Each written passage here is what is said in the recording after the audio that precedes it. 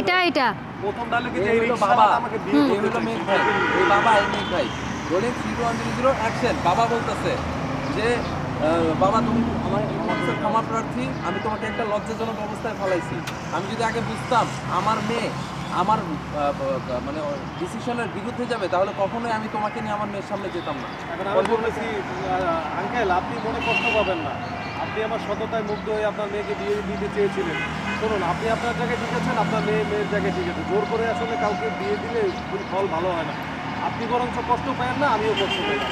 আচ্ছা ঠিক আছে বাবা, তোমার ঠিক আছে, তুমি অনেক ভালো মানুষ, শান্তন ভবিষ্যৎ বংশ, এবার তো দেখেছো এই সকিনাটাকে চিনতে পেরেছো?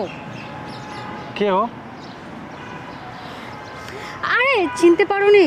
এই সেই মদন, ছোট লোকের বাচ্চা যে কিনা তোমাকে তো এই কারণে এখানে এনেছি। এই সেই মদন, হুম যেই মদন ফকিন্নি আমাকে বিয়ে করতে চেয়েছিল, আমি অপমান করে বাড়ি থেকে তাড়িয়ে দিয়েছি। লাস্ট পর্যন্ত তাড়াহুড়া করে আমি তোমাকে বিয়ে করে নিয়েছি। Rolling action. আরে চিনতে পারোনি পরে কোন কেউ? আরে চিনতে পারোনি মদন, এই সেই মদন। ওকে ওকে হ্যাঁ, তোমাকে আমি এখানে নিয়ে এসেছি। ওকে ওকে ওকে। আরে চিনতে পারোনি? এই সেই মদন যার জন্য তোমাকে এখানে নিয়ে এসেছি দেখানোর জন্য। ছোট লোকের বাচ্চা একটা আমাকে তো বিয়ে করতে চেয়েছিল, লাস্ট পর্যন্ত আমি বিয়ে করিনি শুধু তোমার জন্য। পরে কি করলাম? অপমান করে বাড়ি থেকে বের করে দিয়েছি। সেই অপমান সহ্য করতে না পেরে আমাদের বাড়ির কাজের লোককে বিয়ে করেছে। ও আচ্ছা, এখান থেকে সাজাদ ভাই বলতেছে, এই বেয়াদব মেয়ে, তুই কাকে কি বলছিস? ছেলেটাকে আমি নিয়ে গেছিলাম তোর সাথে বিয়ে দিব বলে, কিন্তু তুই তাকে রিজেক্ট করেছিস। ঠিক আছে, ঘটনা সেখানেই শেষ। এখন আবার আরেকজন নিয়ে এসে তাকে অপমান করতে যাচ্ছিস কেন? বেশি বেশি বাড়াবাড়ি কখনোই ভালো না। মেয়ে খাই বলতেছে, আঙ্কেল আপনি মাথা ঠান্ডা করুন, আপনি কিছু মনে করবেন না, আপনার মেয়ে তো আমি বুঝতে পারছি, আপনি যান, আমি তার সাথে কথা বলছি।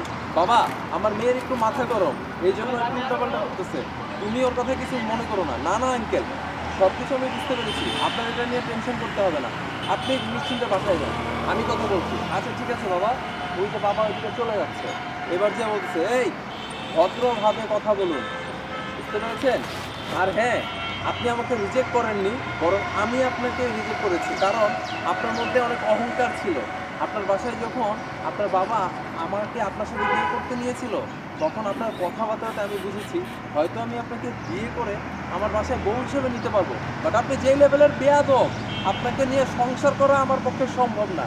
এটার কারণে আপনার বাবাকে আমি বলেছি আপনার মেয়ে হয়তো আমাকে বিয়ে করতে চায় না, তাই অনিচ্ছাকৃত আমি বিয়ে করব না। কিন্তু আপনার বাবাকে তো আমি মুখের উপরে বলতে পারি না আপনার মেয়ে একটা বেয়াদব। রিয়া নামের সুন্দর মনের মেয়েটাকে আমি বিয়ে করি। এবার আমার ডায়লগ। হ্যাঁ যাচ্ছে। না আপনার ডায়লগ না, আমার ডায়লগ। হ্যাঁ, ভালো জিনিস না পেয়ে পচা মুখে মুখ দেয় এটা। কত জিনিসে মুখ দিয়েছি। Rolling action. এই ছোট লোকের বাচ্চার কথাটা শুনেছো? কথা হচ্ছে ভালো জিনিস না পেয়ে লাস্ট পর্যন্ত কিনা পচা জিনিসে মুখ দিয়েছে, এটাই হচ্ছে বড় কথা। এই ছোট লোকের বাচ্চা, এভাবে কেন কথা বলছিস? হ্যাঁ, তোদের মতো ছোট লোকদের না আমার খুব ভালো করে চেনা আছে। তোরা আমাদের বাসার আশেপাশে যাওয়ার যোগ্যতাও রাখিস না, আর এখানে এসে ঢং করতেছিস, তাই না? কুকুরের কথায় কান দিতে নেই। এই মুখ সামলে কথা বল, কাকে কুকুর বললি? দুই পয়সার যোগ্যতা নাই, আমাদেরকে বলতে আসছে কুকুর। অ্যাকশন। এই একদম মুখ সামনে কথা বল, ছোট লোকের বাচ্চা। তুই কাকে কুকুর বললি? যার কিনা 2 পয়সার মুরত নেই, আর আমাদের কিনা বলছিস আমরা কুকুর? আচ্ছা আর ওই বাদ দাও না, ওর মতো একটা ছোট লোকের সাথে কথা বলে আমাদের সময় নষ্ট করে লাভ আছে? চলো তো এখান থেকে। হ্যাঁ, তুমি একদম ঠিক করেছো, এসব ছোট লোকের সাথে কথা বলাটাই হচ্ছে ভুল।